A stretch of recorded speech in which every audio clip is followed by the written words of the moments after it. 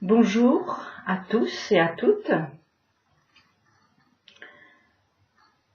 Ah, Les Misérables. Quel chef-d'œuvre! Son auteur, Victor Hugo, a marqué son temps et aujourd'hui il est toujours la fierté de la littérature française. Il a fait chanter ce refrain sur les barricades à Gavroche, son personnage principal. Je suis tombé par terre, c'est la faute à Voltaire. Le nez dans le ruisseau, c'est la faute à Rousseau. Gavroche, le gamin de Paris, est un personnage sympathique, au grand cœur, qui se moque d'une société qui ne veut pas de lui, comme ses parents qui l'ont rejeté. Voltaire, Rousseau, ces deux philosophes, Gavroche peut-il les rendre responsables de sa situation? Pourquoi pas? Mais cela sert à quoi? On pourrait dire aussi, c'est de la faute à pas de chance et pleurer sur son sort. Cette attitude est vieille comme le monde, puisque c'est Adam qui le premier l'a utilisée. C'est sa faute, à elle. Ensuite, elle dira, c'est de la faute du serpent, qui n'a pas manqué d'accuser son créateur. Finalement, c'est de la faute à personne. Personne n'est responsable, personne ne répond de ses choix et personne ne prend en charge la réparation de ce qui a été cassé. Et le monde est jonché de vies brisées. Il ressemble à ce que l'on appelle un cimetière de voitures. Qui doit réparer? Celui qui a cassé. S'il ne sait pas faire, c'est autre chose. Il peut demander. Comment je fais? Et il sera aidé dans sa tâche. Ça, c'est pour le cas d'une erreur commise volontairement ou par ignorance. Je suis responsable de ce que je fais et je dois réparer. Je ne savais pas, peut-être. Maintenant que je sais, au boulot. Mais le gamin Gavroche, lui, n'a-t-il pas raison d'accuser le sort comme le serpent qui a accusé son créateur? Alors, précisément, c'est le fait que ce soit le serpent qui ait utilisé cet argument qui doit nous faire réfléchir. C'est ta faute est un argument du plus rusé des animaux. Alors justement, n'est-il pas en train, le serpent, de nous tenter de l'utiliser cet argument pour nous faire régresser à son niveau animal, irresponsable, donc quittant le statut d'humain, libre de choisir. Je suis tombé par terre, le nez dans le ruisseau. La liste que l'on peut ajouter est infinie. Je suis né pauvre, malade, comme ci, comme ça, c'est de la faute à qui? À pas de chance? Le serpent se traîne sur son ventre. Il n'a pas de pattes pour décoller de la poussière dont il se nourrit. La poussière n'est pas de la terre, c'est une matière stérile qui ne porte en elle aucune fécondité. Le serpent biblique est un homme avec une mentalité de serpent, c'est-à-dire quelqu'un qui tente et oblige à choisir. Il met en exergue des capacités que le tenté ne connaît pas. Il oblige ce dernier à se mettre sur ses jambes pour l'affronter. Il lui fait briser ses limites. Silencieux, à sang-froid, il se glisse dans les méandres de son inconscient pour en extraire une force qu'il ignore. En fait, le serpent est un ennemi qui nous veut du bien, dirait Armand Abécassis. Je suis tombé par terre, le nez dans le ruisseau, pour découvrir des moyens d'en sortir et devenir plus fort sur mes jambes. Dans la Torah, il n'y a pas que le serpent qui est appelé le rusé. Il y a Jacob, qui a agi avec ruse.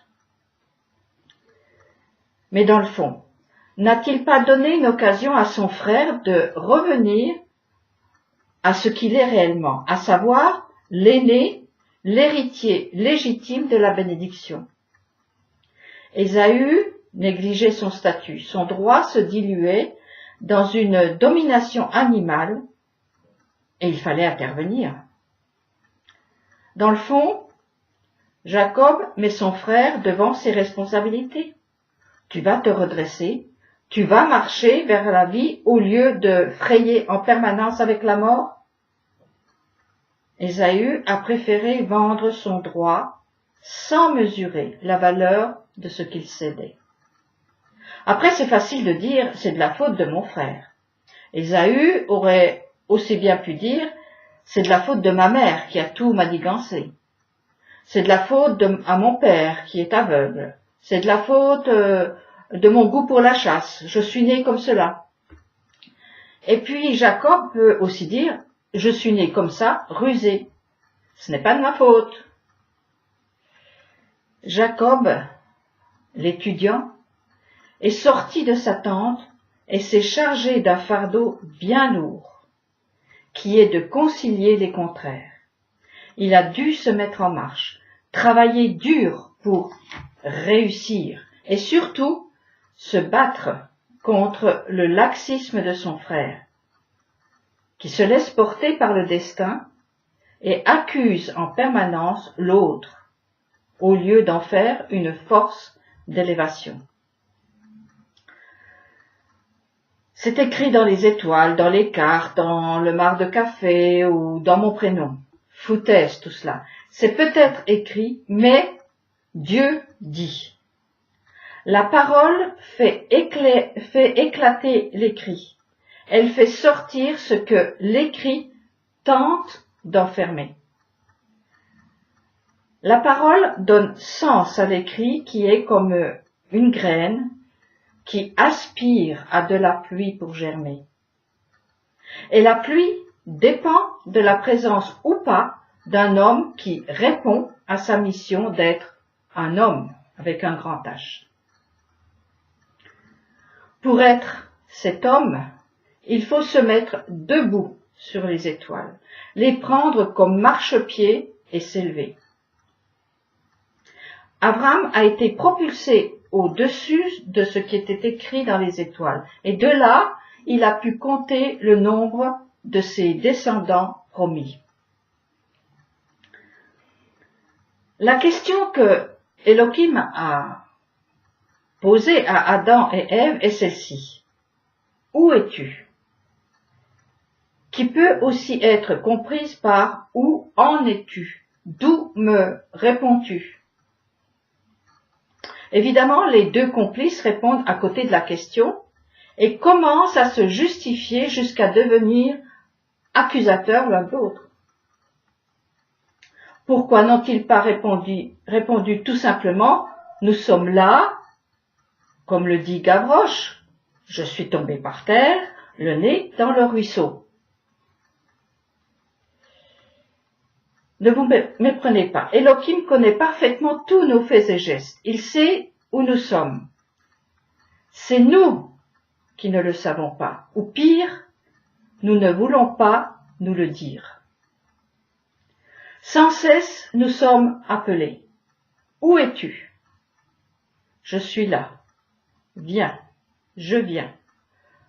Ce sont deux souffles, alors, qui se rejoignent pour engendrer la vie. Le reste est de la foutaise.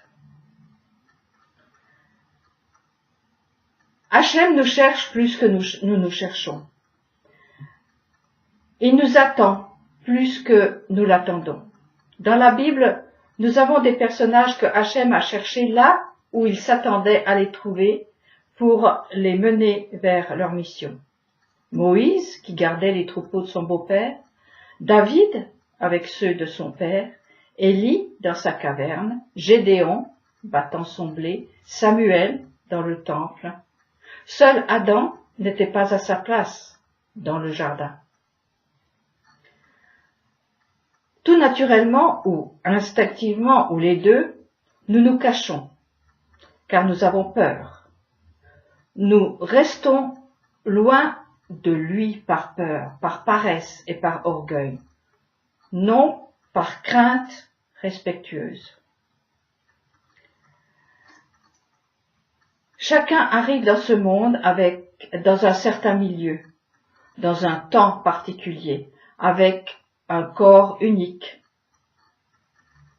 Tout cela, ce sont les matériaux qui nous sont donnés pour construire notre vie.